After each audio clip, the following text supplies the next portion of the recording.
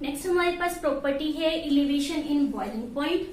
तो first of all हम समझते हैं बॉइलिंग पॉइंट का meaning, the temperature at which vapour pressure become equal to atmospheric pressure.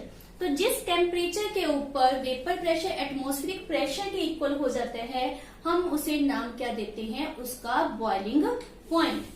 तो उसमें एलिवेशन मीन्स इंक्रीजमेंट। तो जब नॉन वोलेटाइल सल्यूट को आप ऐड करते हो टू द गिवन सॉल्वेंट तो बॉइलिंग पॉइंट इंक्रीज हो जाता है। रीजन आपको अच्छी तरह से पता है, let it is 1 kg of water. इसमें मैंने कोई भी नॉन वोलेटाइल सल्यूट को ऐड कर दिया, लेट्स सपोज ग्लूकोज। तो उसने सरफेस के ऊपर कुछ जगह को ऑक्यूपाई कर लेना है। एज ए रिजल्ट वेपर्स कम बनेंगे, वेपर प्रेशर कम होगा। वेपर प्रेशर अगर कम है तो बॉइलिंग पॉइंट हाई होगा। तो in comparison of pure solvent के कंपैरिजन सॉल्यूशन में वेपर प्रेशर कम होने के कारण उसका बॉइलिंग पॉइंट हाई होगा। T0B प्योर सॉल्वेंट के लिए हम एक्सप्रेशन लिख रहे हैं फॉर द बॉइलिंग पॉइंट और TB हमारे पास एक्सप्रेशन है for the solution.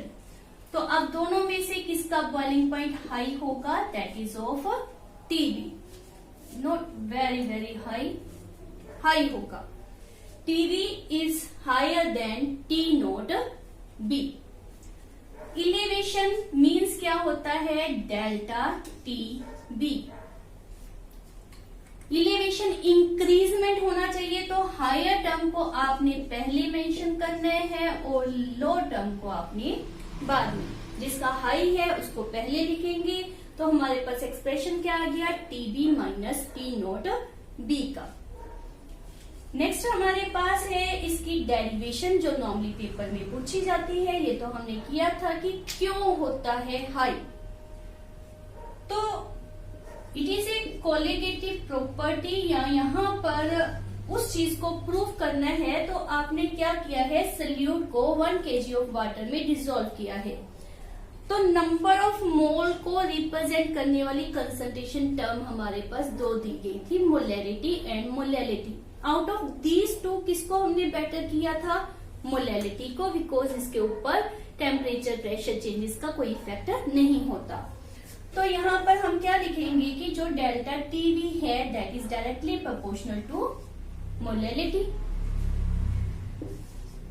Delta TB proportional की जगह कोई ना कोई कांस्टेंट चाहिए तो हमारे पास क्या आ जाएगा, KB इंटू मोलैलिटी। यहाँ पर जो KB टर्म है उसका मतलब क्या होता है, that is molar elevation constant, और दूसरा इसका नाम होता है विलियोस्कोपिक कांस्टेंट। और एक टर्म और याद रख लें कि नॉर्मली एक्वस सोल्यूशन लिया जाता है, मींस जिसमें सॉल्वेंट वाटर होता है। उसके लिए वैसे तो दी होती है न्यूमेरिकल में, लेकिन याद रख लें तो बहुत अच्छा है। फॉर द कॉम्पिटिटिव एग्जाम आपके लिए बेटर रहेगा। KB की वैल्यू क्या होती है, 0.52।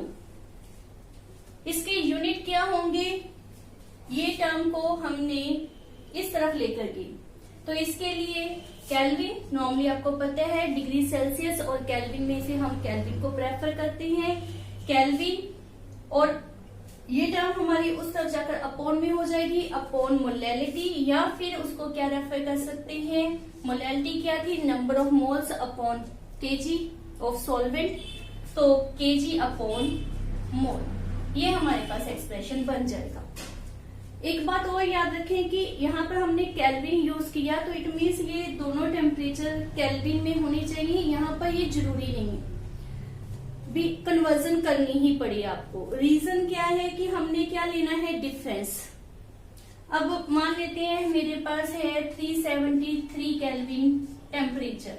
आपको पता ही है ये प्योर सॉल्वेंट के लिए, दैट इज वाटर के लिए बॉइलिंग पॉइंट होता है। और टीवी मान लेते हैं 374 केल्विन है। तो as a result delta T भी मेरे पास कितना आ गया, 1 आ जाएगा। इसके साथ यूनिट वगैरह चाहे ना भी रेफर करें, कोई प्रॉब्लम नहीं है। तो वो हमारे पास क्या आ जाएगा, 1। और अगर ये वैल्यू हम लेट्स सपोज डिग्री सेल्सियस में लिखते हैं तो यहाँ पर क्या आता है 100 और यहाँ पर क्या आता है 101।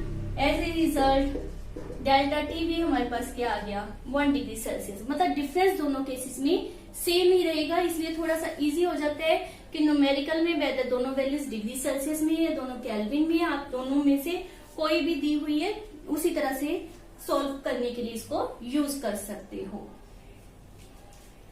अब टर्म आ जाती है कि ये कोलिगेटिव प्रॉपर्टी है तो depend upon number of moles.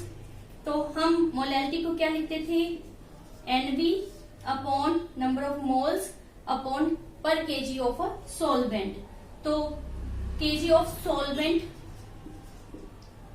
KG में, अगर ये ग्राम में, नॉर्मली आपके पास ग्राम में रेफर किया जाता होता है, तो यहाँ पर हमारे पास क्या आ जाएगा upon 1000 means KB NB WA और ये हमारी टर्म क्या आ गई 1000 की।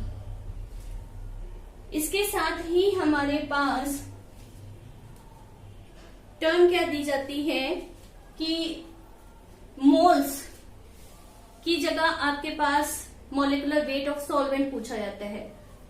तो किस तरह से रेफर करना होगा आपने, NB की जगह पर क्या आ जाएगा हमारे पास weight of solute upon mass, molar mass of solute WA 1000।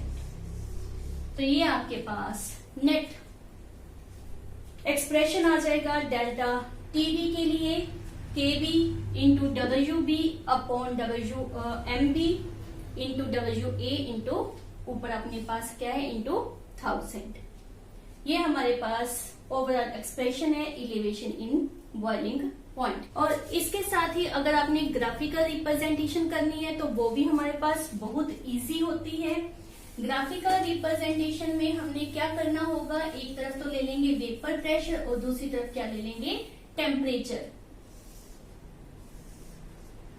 तो लेट यहाँ पर हमने ले लिया वेपर प्रेशर और यहाँ पर क्या लिया गया है टेम्परेचर, लेट केल्विन में। तो हमारे पास vapour pressure out of solvent and solution किसका ज्यादा आया था, तो सॉल्वेंट का वेपर प्रेशर हाई होता है और मान लेते हैं यहाँ पर हमारे पास सोल्यूशन है उसका लो होगा।